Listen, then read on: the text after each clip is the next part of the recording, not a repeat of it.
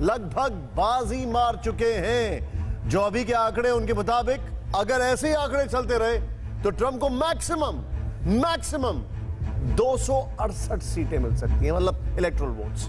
और अब आपको यह विश्लेषण भी दिखाएंगे कि वोट बढ़े, गढ़ जीते, फिर भी क्यों हारे ट्रंप। पॉपुलर वोट मिलने के बाद भी प्रेसिडेंट बाइडेन भारत अपना पाक पर आया। इस बार अमेरिकी चुनाव को लेकर पाकिस्तान में सन्नाटा बस रहा है, क्योंकि ट्रंप जीते या बाइडेन जीते, पाकिस्तान पर अमेरिका का हंटर बरसता ही रहेगा। हम बताएंगे क्यों। बीजेपी कमीशन बंगाल सियासत मांगे खून पसीना। आज हम पश्चिम बंगाल की राजनीति की पूरी फिक्र दिखाएंगे और बताएंगे कि हिंदुस्तान के इस हिस्से में सियासत कितनी खूनी हो चुकी है। और फिर देखना मत भूलिए, लोन से ज्यादा इंटरेस्ट। लूटघर सीजन 2 में विलन बैंक। आप बैंक को जितना ब्याज चुकाते हैं उससे एक और घर खरीद सकते हैं। आज पूरा हिसाब किताब दिखाएंगे आपको। और इस वक्त पूरी दुनिया की नजर सुपर पावर अमेरिका के राष्ट्रपति चुनाव पर टिकी हुई है और वहां नए प्रेसिडेंट की तारीख, तस्वीर बल्कि करीब साफ हो चुकी है। डेमोक्रेटिक उम्मीदवार Joe Biden Republican Donald Trump से काफी आगे चल रहे हैं। लेकिन जैसे जैसे बाइडेन बहुमत के करीब पहुंच रहे हैं, ट्रंप के समर्थकों का गुस्सा बढ़ता जा रहा है। खुद ट्रंप हार को पचा नहीं पा रहे। वोटों की गिनती को रुकवाने के लिए रिपब्लिकन पार्टी के 3 राज्यों में कोर्ट का दरवाजा खटखटाया। डोनाल्ड ट्रंप को इलेक्टोरल कॉलेज के 214 वोट मिले हैं, 214, और जो बाइडेन को 264 वोट मिल चुके हैं। यानी जो एक जीत का फिगर है 270, उससे सिर्फ 6 दूर हैं। जो बाइडेन 270 के बहुमत से सिर्फ 6 कदम दूर हैं, जबकि ट्रंप को बहुमत के लिए 56 वोटों की आवश्यकता है, जो कि करीब नामुमकिन सा लगता है, क्योंकि अभी भी कई इंपॉर्टेंट काउंटीज में वोटिंग चल रही है, बल्कि काउंटिंग चल रही है।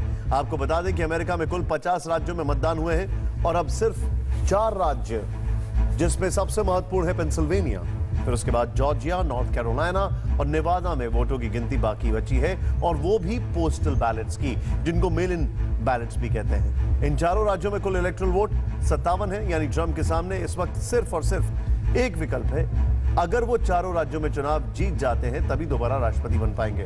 वहीं बाइडेन चारों में से अगर एक भी राज्य में चुनाव जीतते हैं तो जादुई आंकड़े को पार कर जाएंगे। अमेरिकी चुनाव नतीजे के मुताबिक डेमोक्रेटिक पार्टी के राष्ट्रपति पद के उम्मीदवार जो बाइडेन अमेरिका के इतिहास में सबसे ज्यादा पॉपुलर लीडर बन गए हैं।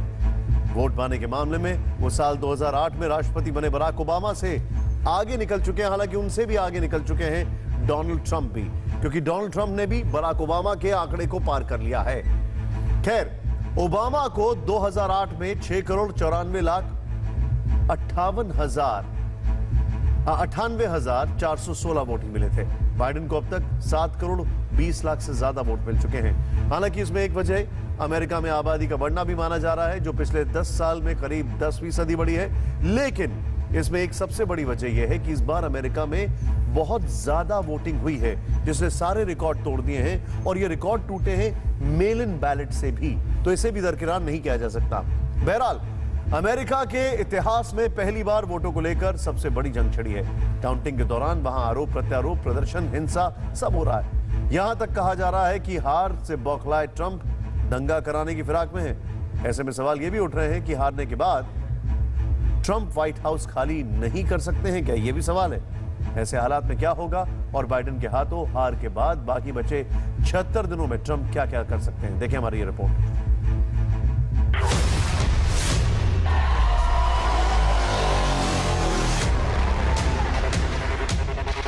I want to thank the American people for their tremendous support. Millions and millions of people voted for us tonight.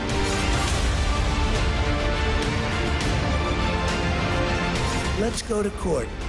And all of a sudden, everything just stopped. This is a fraud on the American public. Where you going? Where you going? I lost to the worst candidate in the history of politics. I'm not going to feel so good. Maybe I'll have to leave the country. I don't know. ये America में लोकतंत्र के पर्व की अनूठी तस्वीर है, जहां चुनावी नतीजों की गिनती दिन रात हो रही है और कौन बनेगा प्रेसिडेंट, इसकी लड़ाई नॉन स्टॉप जारी है।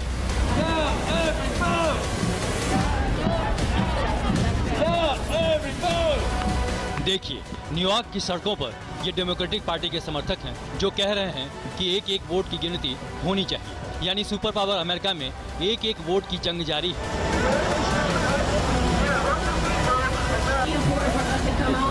We believe we're on track to win this election.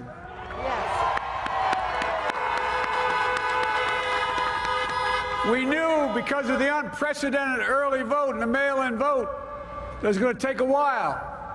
We're going to have to be patient until the hard work of tallying the votes is finished. And it ain't over till every vote is counted, every ballot is counted. They couldn't win, so they said, let's go to court. And all of a sudden, everything just stopped.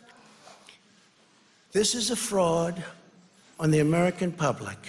This is an embarrassment to our country. We were getting ready to win this election. Frankly, we did win this election.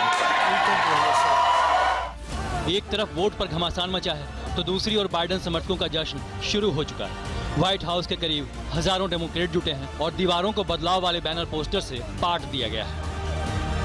यहाँ पर president Trump ने fencing लगा दी है और अब मुझे लगता है कि अगर जो बाइडेन यहाँ पर अंदर में जब रहने लगेंगे, अगर वो नए राष्ट्रपति चुने जाते हैं जो अब लगभग तय है, तो वैसी स्थिति में और एक बार फिर आप देखिए नजारा, ट्रंप को अलग अलग अंदाज में लोग संबोधित कर रहे हैं, ट्रंप के प्रति गुस्सा निकाल रहे हैं।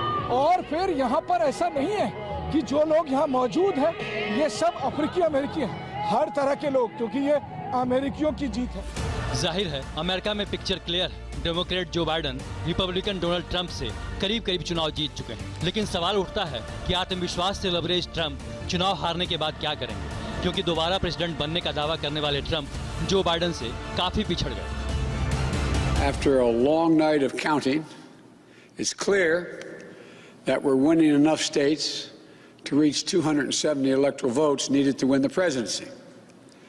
I'm not here to declare that we've won, but I am here to report when the count is finished, we believe we will be the winners. आपको बता दें कि हार जीत का फैसला आने से पहले ही अमेरिकी राष्ट्रपति डोनाल्ड ट्रंप और डेमोक्रेटिक पार्टी से राष्ट्रपति पद के उम्मीदवार जो बाइडेन ने अपनी जीत का दावा किया। काउंटिंग शुरू होने के कुछ ही घंटे बाद ट्रंप ने कहा कि वो चुनाव जीत रहे हैं, मगर वोट काउंटिंग में फ्रॉड रोकने के लिए वो सुप्रीम कोर्ट जाएंगे। यहाँ ट्रंप के सामने दिक्कत ये है कि इस चुनाव में डेमोक्रेटिक पार्टी को फंड ज्यादा मिले और अमेरिका में कानूनी लड़ाई में काफी पैसा खर्च होता है। ऐसे में ट्रंप को यहाँ आर्थिक परेशानी का सामना करना पड़ सकता है, लेकिन नतीजों के बाद की कानूनी स्थिति से निपटने के लिए ट्रंप और बाइडेन अपनी लीगल फौज के साथ तैयार हैं। कानूनी दांवपेच के बीच यहाँ ट्रंप के लिए एक अनुकूल स्थिति भी है, वो ये कि अमेरिका के सुप्रीम कोर्ट में 6 रिपब्लिकन जज हैं और 3 डेमोक्रेट। मतलब अमेरिकी चुनाव पर अगर सुप्रीम कोर्ट से फैसला आएगा तो वो ट्रंप के फेवर में जा सकता है। आपको बता दें कि अमेरिका में 20 जनवरी को नए राष्ट्रपति का शपथ ग्रहण होना है। ऐसे में ट्रंप के पास सिर्फ 76 दिन बचे हैं, जिस दौरान वो कोई सख्त कदम उठा सकते हैं, क्योंकि डोनाल्ड ट्रंप अभी से जिस तरह का रुख अपना रहे हैं उसे देखकर लग रहा है कि वो चुनाव हार भी जाएं तब भी व्हाइट हाउस को इतनी आसानी से नहीं छोड़ेंगे। ट्रंप के रुख को देखकर भी लग रहा है और पूरी दुनिया में भी इस बात पर चर्चा हो रही है कि अगर चुनाव में हार के बाद भी डोनाल्ड ट्रंप ने राष्ट्रपति पद छोड़ने से इनकार कर दिया तब क्या होगा।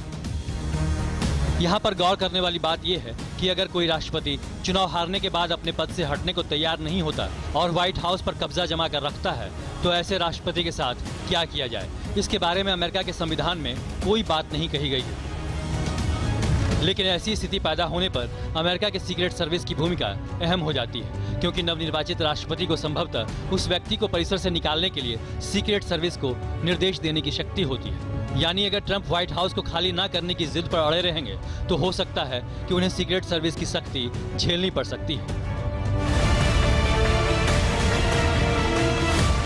इन सब के बीच चुनावी सभाओं में कही गई ट्रंप की एक और बात चारों तरफ फैल रही है। चुनाव प्रचार के दौरान कई बार ट्रंप कह चुके थे कि अगर वो चुनाव हार जाते हैं तो शायद उनके लिए अमेरिका छोड़ने की नौबत आ सकती है।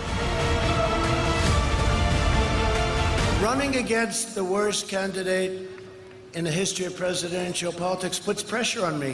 Could you imagine if I lose my whole life? What am I going to do? I'm going to say, I lost to the worst candidate in the history of politics. I'm not going to feel so good. Maybe I'll have to leave the country. I don't know. मतलब 76 दिन शेष है और Trump तमाम विकल्पों पर गौर कर रहे हैं। अदालत का दरवाजा तक खटखटा चुके हैं। अब देखना होगा कि आने वाले दिनों में ट्रंप की सख्ती बरकरार रहती है या फिर वो हार स्वीकारने के साथ अपने व्यवहार में भी लचीलापन लाएंगे। Let's go to court. And all of a sudden everything just stopped.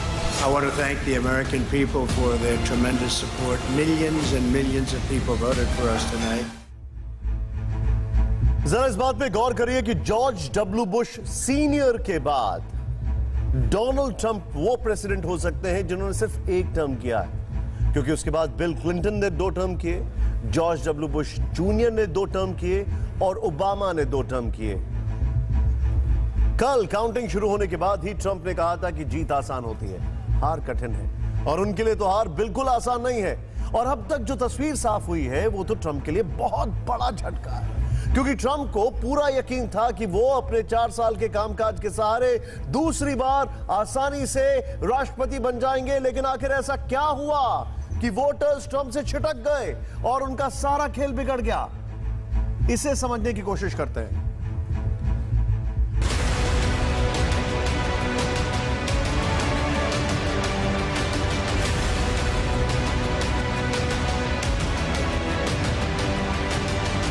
इस वक्त पूरी दुनिया में हर किसी के जहन में सबसे बड़ा सवाल जो कौंध रहा है वो ये कि आखिर व्हाइट हाउस की रेस में ट्रंप कैसे पिछड़ गए। क्यों अमेरिका की जनता ने ट्रंप की जगह बाइडेन पर ज्यादा भरोसा जताया? ये समझने के लिए आप पहले ये जान लीजिए कि अमेरिकियों ने किन मुद्दों को कितनी तरजीह दी।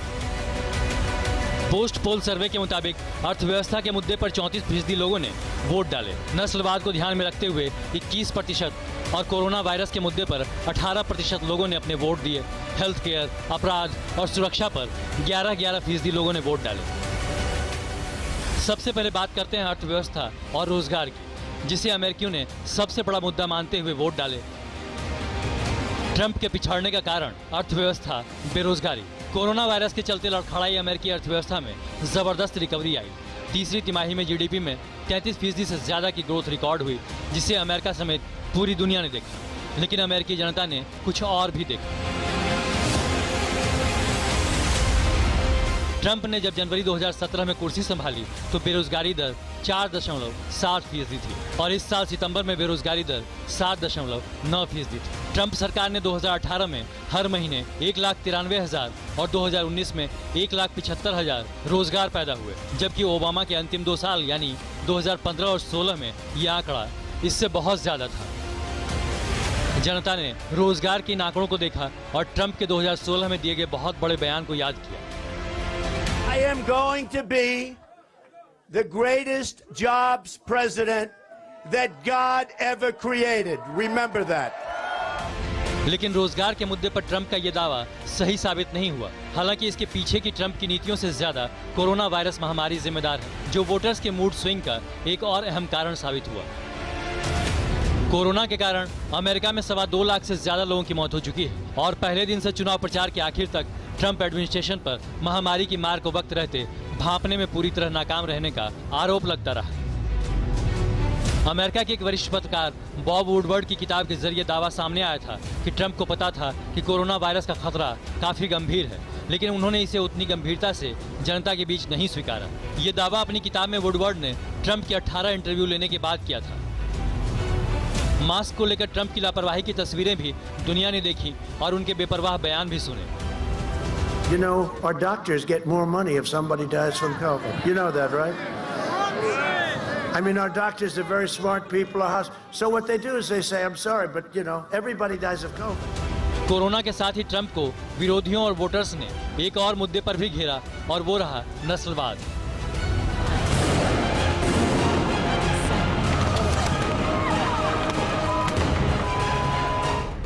मई 2020 में अफ्रीकी अमेरिकी जॉर्ज फ्लॉयड की मौत के बाद अमेरिका में नस्लवाद का मुद्दा एक बार फिर खड़ा हुआ। लाखों की संख्या में लोग ब्लैक लाइव्स मैटर के स्लोगन के साथ उतरे। अमेरिका में दंगे तक हो गए और इस सब को लोगों ने वोट देते वक्त ध्यान में रखा। श्वेत वोटर्स में 55% ने ट्रंप को और 43% ने बाइडेन को वोट किया, लेकिन अश्वेत वोटर्स में सिर्फ 11% ही ट्रंप के साथ दिखे। 87% की पहली पसंद बाइडेन ही रहे। पिछले चुनाव में ट्रंप की अमेरिका फर्स्ट की नीति को पसंद किया गया था और ये नीति उन्हें व्हाइट हाउस पहुंचाने में कारगर रही। लेकिन राष्ट्रपति बनने के बाद अमेरिका फर्स्ट नीति से अप्रवासियों को काफी दिक्कत हुई। अप्रवासियों में डोनाल्ड ट्रंप की नीतियों को लेकर गुस्सा था, क्योंकि ट्रंप ने कई बॉर्डर को बंद किया था। साथ ही बाहर से आकर अमेरिका में काम करने वालों के लिए कानून सख्त किए थे। H-1B वीजा उनमें से एक रहा, जिससे इंडियन अमेरिकन वोटर्स समेत तमाम अप्रवासी ट्रंप से दूर रहे। इसका नतीजा ये रहा कि इंडियन अमेरिकन वोटर्स समेत अमेरिका में रह रहे 64% एशियन वोटर्स ने बाइडेन को वोट दिया है। सिर्फ 31% ही ट्रंप के साथ गए। इसी तरह 67% लैटिन लोगों ने ट्रंप के मुकाबले बाइडेन को बेहतर समझा। कुल मिलाकर ट्रंप ने अपने 4 साल के कार्यकाल में ट्रेड, डिप्लोमेसी, डिफेंस और एनवायरनमेंट के मुद्दे पर अपने पहले के राष्ट्रपतियों से अलग लाइन तो ली, लेकिन इसके जरिए 4 साल में वोटर्स में अपने लिए उतना भरोसा पैदा नहीं कर पाए जितनी उम्मीद जताई जा रही थी।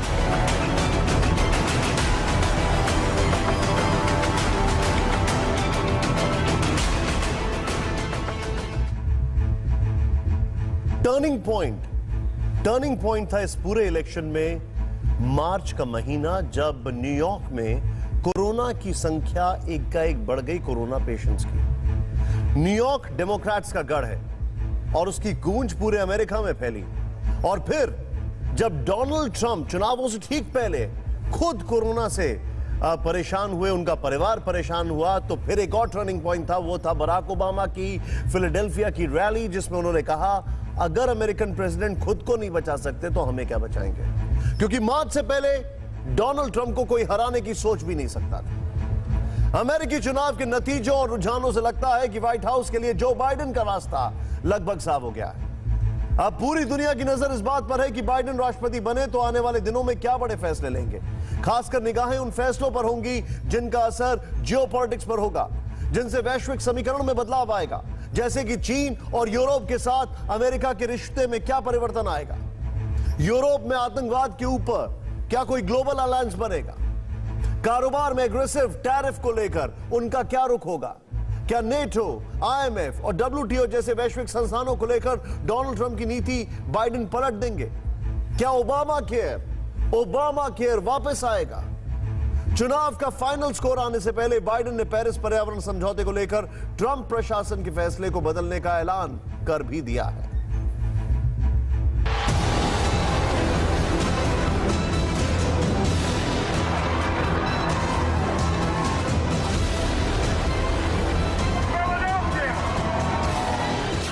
अमेरिका में राष्ट्रपति चुनाव को लेकर मतों की गिनती अब भी जारी है। डेमोक्रेट उम्मीदवार जो बाइडेन जीत के बेहद करीब पहुंच चुके हैं, लेकिन विजय से पहले उन्होंने अपने इरादों को साफ कर दिया है।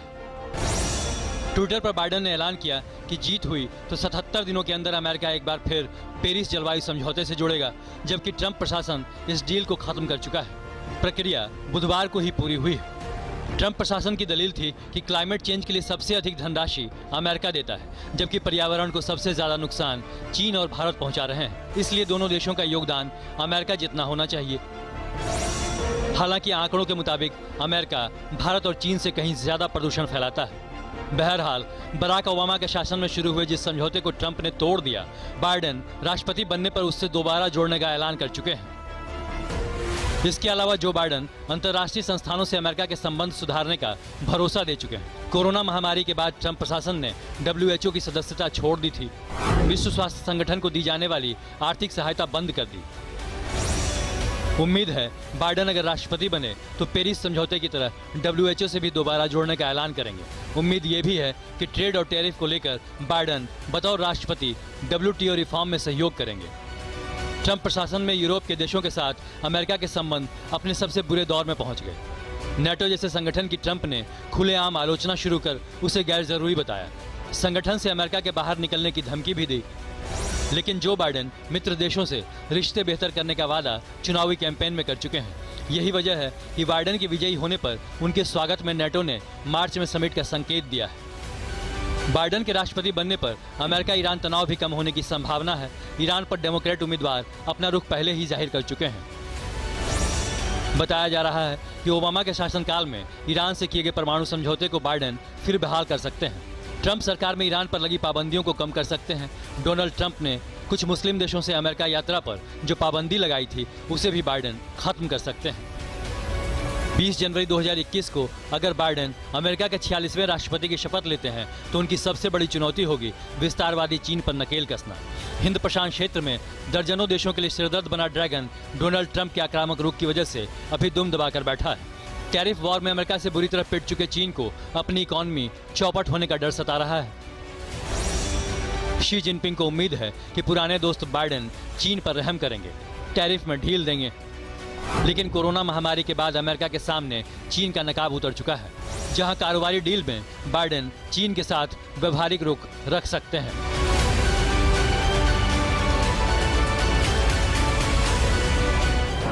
समंदर में चीन की दादागिरी पर काबू करने की अमेरिकी पहल में बाइडेन के नेतृत्व में कोई बदलाव की गुंजाइश नजर नहीं आती।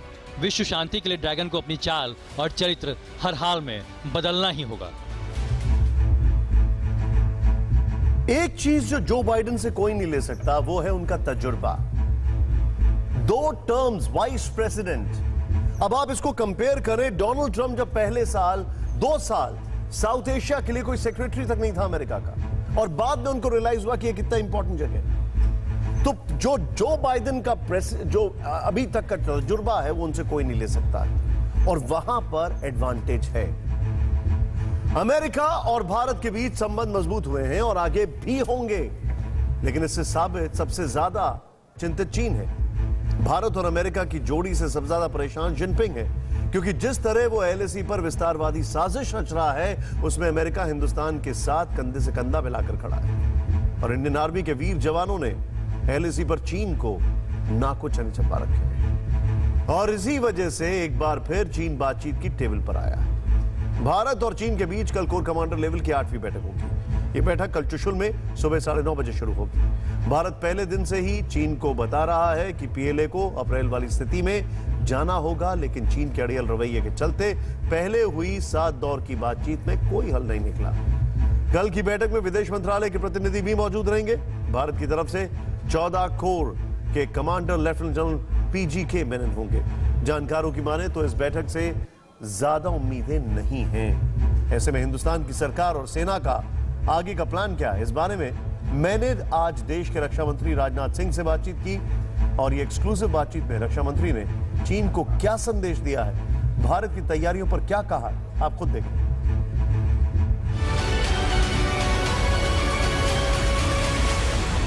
इस देश के रक्षा मंत्री राजनाथ सिंह जी, TV9 भारतवर्ष पर। सर, आपका स्वागत। सर, सबसे पहला सवाल ये है कि क्या यही हालात आपको दिखाई देते हैं चीन के साथ? जी देखिए, हमारी कोशिश तो यह है कि बातचीत के द्वारा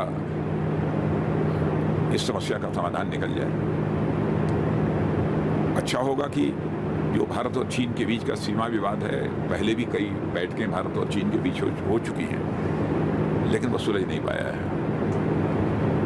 लेकिन आगे भी चाइना को अपने को तैयार करना चाहिए। भारत तो तैयार है कि बैठकर भारत और चीन के बीच का जो सीमा विवाद है हम इसको हल कर लें। लेकिन समय समय पर चीन के द्वारा कुछ ऐसी हरकतें होती रहती हैं भारत चीन सीमा के ऊपर, जो कि नहीं होनी चाहिए।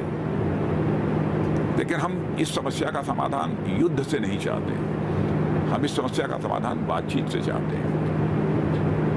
वह बातचीत कमांडर लेवल पर, माने आर्मी के स्तर पर भी हो सकती है, और वह बातचीत कूटनीतिक स्तर पर भी हो सकती है। इस समय भी आर्मी कमांडर लेवल पर भी बातचीत चीन के साथ हो रही है, और कल ही वह बैठक होने वाली है, हमारी 7वीं बैठक, और कूटनीतिक स्तर पर भी बातचीत चल रही है। कोशिश हमारी यही है कि समाधान निकले, लेकिन यदि समाधान नहीं निकलता है तो फिर भारत की वो अपनी सुरक्षा के लिए, भारत की एक एक इंच की भूमि की रक्षा के लिए जो भी चुनौती आएगी, उस चुनौती का पूरी मजबूती के साथ मुकाबला करेंगे, उस पर विजय प्राप्त करेंगे। क्योंकि हमको अपने देश की सेना के शौर्य और पराक्रम पर पूरा विश्वास है, और हमारे देश की सेना की सबसे बड़ी खासियत यह है कि जहां हमारी सेना में शौर्य और पराक्रम है, वहीं पर संयम भी है। सबसे बड़ी बात यह है, क्योंकि इस बार जो कुछ भी हुआ है उसमें शौर्य और पराक्रम का भी परिचय हमारी सेना ने दिया है। और जहां आवश्यक हुआ है वहां संयम का भी परिचय दिया। दुनिया की फिक्र के बाद बात घर की फिक्र की करते हैं। आपको टीवी 9 भारतवर्ष की मुहिम से जोड़ते हैं।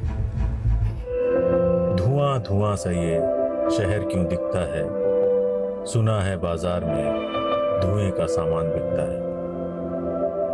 ये दिवाली सिर्फ दिए वाली।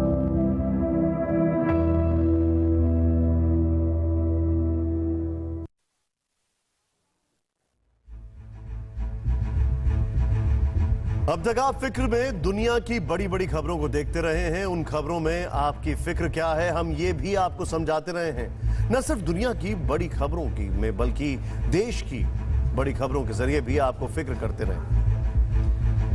लेकिन अब हम आपसे सीधे सीधे आपकी सेहत के बारे में फिक्र की बात करेंगे। ये हमारी जिंदगी की पहली दीपावली है जब हम त्योहारों की खुशी के साथ एक महामारी के दंश से भी जूझ रहे हैं। कोविड अभी गया नहीं है, लड़ाई लंबी है। एक वायरस जिसने पूरी दुनिया में कोहराम मचाया, उसका सबसे बड़ा निशान हमारे नाजुक फेफड़े ही हैं। प्रदूषित हवा से तो फेफड़े पहले ही लड़ते रहे, लेकिन अब वो वायरस और प्रदूषण दोनों एक साथ लड़ रहे हैं। हमने बुधवार को भी खतरनाक वायु प्रदूषण का असर देखा, जब शाम होते होते प्रदूषण का स्तर इतना बढ़ गया कि दिल्ली एनसीआर में ही नहीं बल्कि पूरे उत्तर भारत के कई इलाकों में करवा चौथ के चांद को प्रदूषण का ग्रहण लग गया। चांद धुंध में छिप गया। सुहागिनों को करवा चौथ पर चांद साफ साफ नहीं दिखाई दिया। परेशानी थी, उसमें दिखाई देने में टाइम भी बहुत लगा और 8:30 बजे का टाइम था, 9:30 बजे दिखाई दिया चंद्रमा। 9:30 बजे के आसपास दिखाई दिया। 9:30 बजे के उसमें भी क्लियर नहीं था। हमें चांद 9 बजे दिखाई दिया था, लेकिन पॉल्यूशन की वजह से दिखाई भी नहीं दे रहा था। पॉल्यूशन इतना ज़्यादा था कि मतलब कि सांस लेने में भी हमें तकलीफ हो रही थी बहुत ज़्यादा। इस हालात में वायरस से लड़ना तो अभी हमारे हाथ में नहीं है, लेकिन प्रदूषण से लड़ाई तो हमारे अपने हाथ में है। इसीलिए इस बार दिवाली मनानी है, लेकिन सिर्फ दिए के साथ। पटाखों से इस साल तौबा करें, क्योंकि जिंदगी आपकी है, फेफड़े भी आपके हैं। यही आज हमारी सबसे बड़ी फिक्र है। टीवी 9 भारतवर्ष की अपील भी है कि इस बार दिए वाली दिवाली हो। हम चाहेंगे कि दुनिया और देश की फिक्र के साथ ही आप आज से ही अपनी फिक्र भी करें, और यही आज हमारा विश्लेषण भी है। जरा सोचिए, जब देश में कोरोना महामारी का कहर है, भारत में कोरोना संक्रमित मरीजों की संख्या 83 लाख के पार जा चुकी है। 1,23,000 से ज्यादा लोगों की वायरस से मौत हो गई है, और कई शहरों में दूसरी और तीसरी लहर आ चुकी है। दिल्ली एनसीआर समेत पूरे उत्तर भारत में कोरोना महामारी और घातक वायु प्रदूषण की वजह से सांसों पर संकट मंडराने लगा। आप कह सकते हैं कि उत्तर भारत का फेफड़ा हाँफ रहा है। भारत के आधे दर्जन राज्यों की बड़ी आबादी कोविड-19 महामारी के साथ ही साफ हवाओं के लिए भी संघर्ष कर रही है। AQI यानी एयर क्वालिटी इंडेक्स खराब से बेहद खराब कैटेगरी में पहुंच गया है, जिससे अब हवा की गुणवत्ता सबसे निचले स्तर पर है। दिल्ली नहीं, पूरे उत्तर भारत में दिवाली से 2 हफ्ते पहले ही वायु प्रदूषण का स्तर तेजी से बढ़ा है। इसे आंकड़ों से समझें आप। पर्यावरण पर निगरानी रखने वाले केंद्रीय प्रदूषण नियंत्रण बोर्ड के मुताबिक आज दिल्ली का AQI 450 तक पहुंच गया, जिसे हवा की क्वालिटी के लिहाज से सबसे खतरनाक कैटेगरी में रखा गया है। पिछले 1 महीने से ऐसा लगातार हो रहा है, जब दिल्ली या फिर उत्तर भारत की हवा हर दिन जहरीली होती जा रही है। न सिर्फ दिल्ली बल्कि हरियाणा के अंबाला का एयर क्वालिटी इंडेक्स 444 पहुंच गया। उत्तर प्रदेश के मुरादाबाद, मुजफ्फरनगर और बागपत में एयर क्वालिटी इंडेक्स 420, 415, 407 के पार था। बढ़ते प्रदूषण की वजह से ही नवंबर महीने के शुरुआती दिनों में ही राजधानी की विजिबिलिटी 2000 मीटर से घटकर 600 मीटर पर आ गई है। 800 मीटर भी। जाहिर है भारत पहले ही कोरोना वायरस से जूझ रहा है। अब वायु प्रदूषण के डबल अटैक से स्थिति को और गंभीर बन गया, जबकि देश में दिवाली का त्योहार अभी बाकी है। पिछले 2 सालों में दिवाली वाले दिन पटाखे जलाने की वजह से दिल्ली की हवा बेहद खतरनाक स्तर पर पहुंची है। 2019 में दिवाली के बाद दिल्ली का AQI 368 था, आज उससे भी ज्यादा है। सोचे दिवाली के बाद क्या होगा, जबकि 2018 में यही आंकड़ा 642 था। ऐसे में दिल्ली पर अगर हम पटाखे दिवाली पर ना जलाएं दिल्ली के अंदर, तो हमारी आस्था आहत नहीं होगी, बल्कि पूरे देश को यह करना चाहिए, क्योंकि त्योहार रोशनी का है, शोर का। तो आज हम शपथ लें कि इस बार की दिवाली सिर्फ दिए वाली होगी। प्रदूषण को कम करने के लिए अगले 10 दिनों में हमें नजीर पेश करनी है, हमें दुनिया के सामने उदाहरण देना होगा कि हम अपने लिए, अपने परिवार के लिए, अपने बच्चों के लिए, बड़े बुजुर्गों के लिए शपथ लें और निभाएं भी। हम सिर्फ सरकार के भरोसे नहीं बैठेंगे, हम खुद से अपनी फिक्र करेंगे और इस बार सिर्फ दिए वाली दिवाली मनाएंगे। यही हमारी आपसे अपील भी है। धुआं धुआं सा ये शहर क्यों दिखता है, सुना है बाजार में धुएं का सामान बिकता है। ये दिवाली सिर्फ दिए वाली।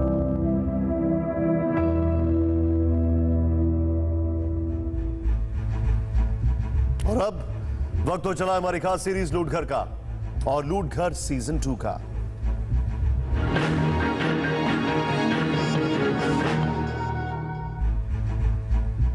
वेलकम बैक टू लूट घर सीजन 2। एक बार फिर हम आपको याद दिला दें कि लूट घर वो सीरीज है जिसमें हम आपके घर के सपने को लूटने वाले लोगों और संस्थाओं का खुलासा करते आ रहे हैं। लेकिन लूट घर सीजन 2 में हमारी फिक्र सिर्फ बिल्डर तक सीमित नहीं है।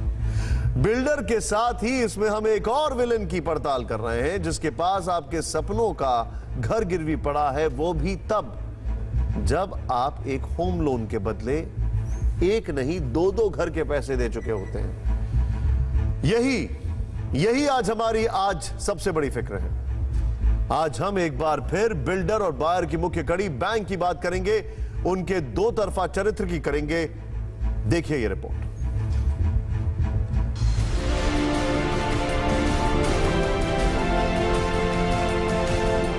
एक घर खरीदना एक परिवार के लिए सबसे महंगा सौदा होता है। अपनी जिंदगी की जमा पूंजी लुटाकर वो घर खरीदता है, कमाई और आमदनी का हिसाब लगाकर घर खरीदता है, हिम्मत जुटाकर हैसियत से ज्यादा खर्च कर घर खरीदता है।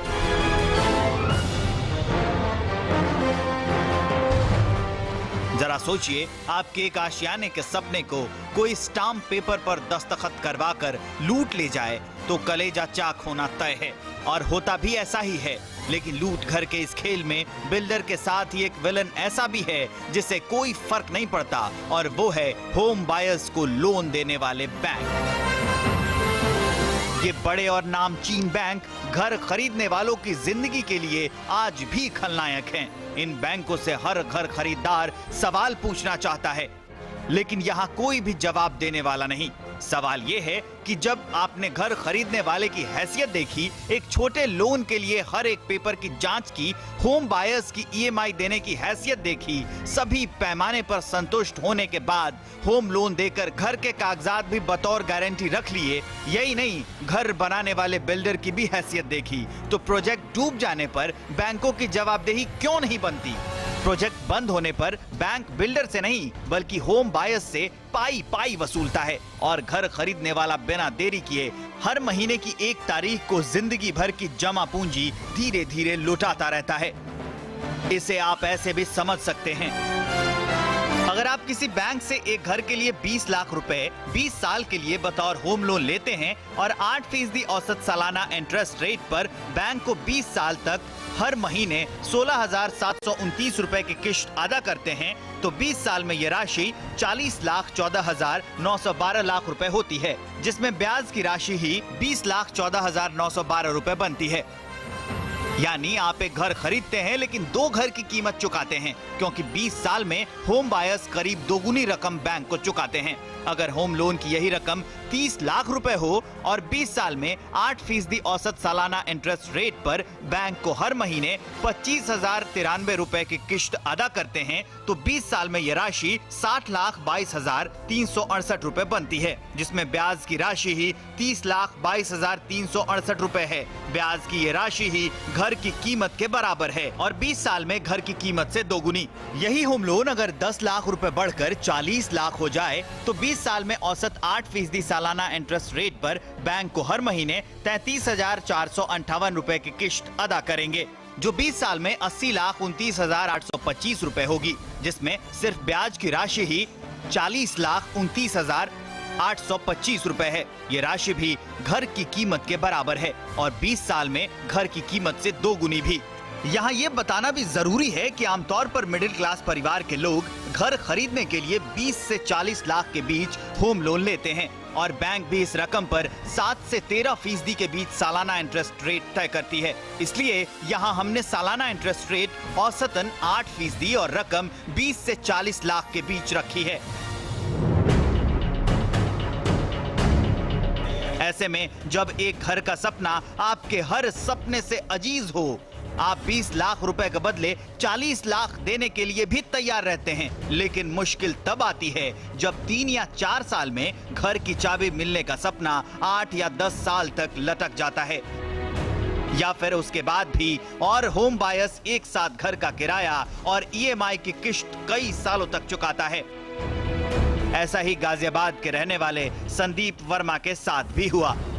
संदीप वर्मा 2012 से ही 2 BHK फ्लैट के लिए 14,811 की मंथली EMI बैंक को दे रहे हैं। KDPMGI घरौंदा में 20 लाख रुपए के फ्लैट के लिए SBI से 12,59,000 रुपए लोन लेकर चुकाया और बाकी पैसे अपने पास से दिए। बिल्डर ने बुकिंग की तारीख से 36 महीनों के अंदर पोजीशन देने का वादा किया।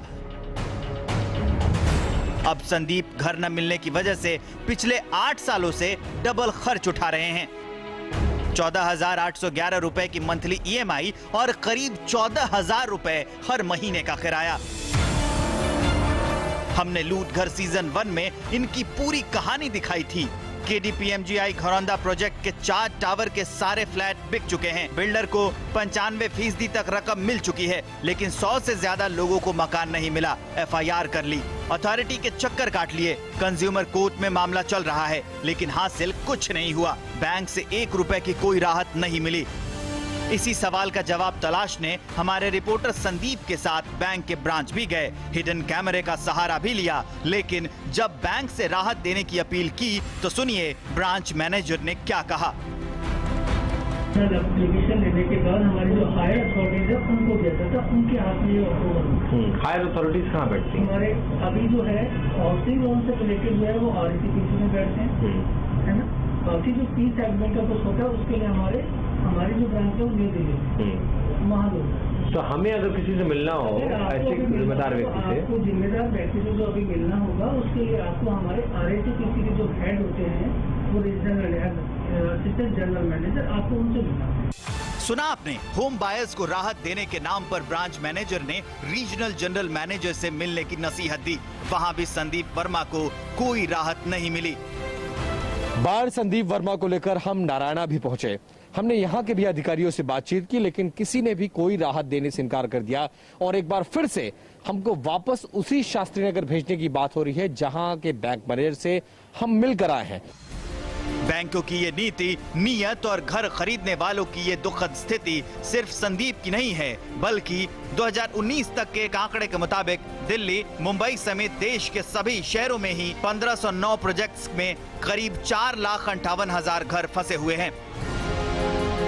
जाहिर है ये संदीप ही नहीं, करीब 5 लाख घरों की कहानी है। बैंकों की ये टाल मटोल की नीति प्रोजेक्ट में फंसे हुए लोगों के लिए नासूर है, जो समय के साथ हर दिन कैंसर की शक्ल लेता जा रहा है। होम बायर्स को बैंकों से कोई राहत नहीं मिलती, उसे पूरा ब्याज भरना पड़ता है, हर हाल में EMI की पूरी किश्त देनी पड़ती है। बिल्डर फरार हो जाता है और घर खरीदने वाला सड़कों पर होता है। अब तक ये एक प्रथा की तरह बन गया था कि हमारी ये सोच हो गई है कि हमेशा बिल्डर को विलन की तरह देखते हैं। लेकिन एक बड़ा विलन बैंक भी है।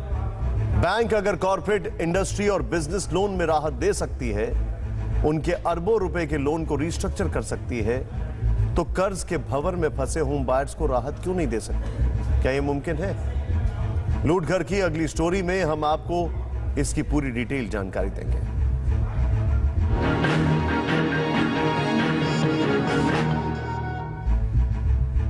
अब आगे बढ़ने से पहले देख लेते हैं फिक्र हेडलाइंस। काउंटिंग के करीब 44 घंटे बीत जाने के बाद भी अमेरिका के नए राष्ट्रपति को लेकर सस्पेंस। बाइडेन और व्हाइट हाउस के बीच सिर्फ 6 इलेक्टोरल वोट्स की दूरी। अब तक बाइडेन को 264 तो ट्रंप को 214 इलेक्टोरल वोट्स मिले। अमेरिका के नतीजों पर टीवी 9 भारतवर्ष से बोले रक्षा मंत्री राजनाथ सिंह, अमेरिका में बदलाव का संबंधों पर नहीं पड़ेगा प्रतिकूल असर। चीन के साथ बातचीत के लिए भारत तैयार। बिहार में तीसरे चरण के लिए चुनाव प्रचार थमा। 7 नवंबर को आखिरी चरण की 78 सीटों पर होगा मतदान। 10 नवंबर को आएंगे नतीजे। बिहार के नाम प्रधानमंत्री मोदी की चिट्ठी, लिखा राज्य में कुशासन नहीं सुशासन पर मतदान। नई ऊंचाइयों पर ले जाएगी डबल इंजन की सरकार। चुनाव से पहले सीएम नीतीश कुमार का सनसनीखेज ऐलान, कहा यह मेरा अंतिम चुनाव, अंत भला तो सब भला। वहीं तेजस्वी यादव ने महागठबंधन की जीत का भरा दम, बोले बिहार में टूटेगा एनडीए का गुमान।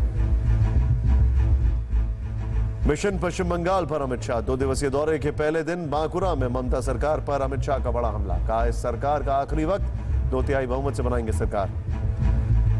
कोरोना और बढ़ते प्रदूषण को देखते हुए दिल्ली सरकार ने दीपावली के मौके पर पटाखे किए बैन। 7 से 30 नवंबर तक रहेगा प्रतिबंध। पश्चिम बंगाल में भी पटाखे जलाने पर रोक। सिखों के खिलाफ पाकिस्तान की नई साजिश। इमरान सरकार ने सिख समुदाय से छीना करतारपुर गुरुद्वारे का रखरखाव। नए बोर्ड का किया गठन। विदेश मंत्रालय ने की कड़े शब्दों में निंदा। नेपाल राष्ट्रपति बिंद्या देवी भंडारी ने इंडियन आर्मी चीफ को किया सम्मानित। जनरल मनोज मुकुंद नरवणे को general of the Nepal army के मानद रैंक से नवाजा। वक्त एक ब्रेक का, देखते रहिए फिक्र आपकी।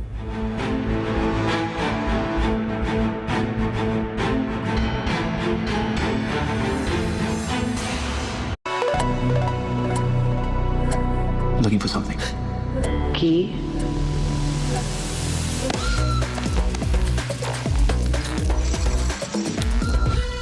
Well, that's badass. Presenting Seltos Anniversary Edition.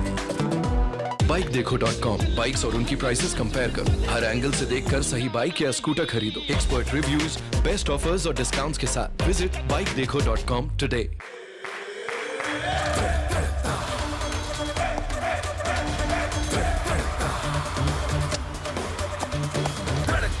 जोश है तेरा केसर का बल्ला घुमा। जब हो जुबां पे केसर और जोश दिलों में, तो इंडिया खेलेगा अपने ही अंदाज से। विमल, बोलो जुबां केसरी। अखरोट। अरे तो मत करना, कहीं दांत वात टूट गए तो तुम्हारे पापा हमें नहीं छोड़ेंगे। चाचू ऐसे इतने मजबूत दांत कैसे? तुम्हारी तरह हम भी मजबूत दांतों के लिए सिर्फ डाबर लाल दंत मंजन पे ही भरोसा करते हैं। डाबर लाल दंत मंजन ये सड़न और बदबू पैदा करने वाले जर्म से लड़ता है और रखता है आपके दांतों को स्वस्थ और जड़ से मजबूत। डाबर लाल दंत मंजन, स्वस्थ मसूड़े, मजबूत दांत। इस त्योहार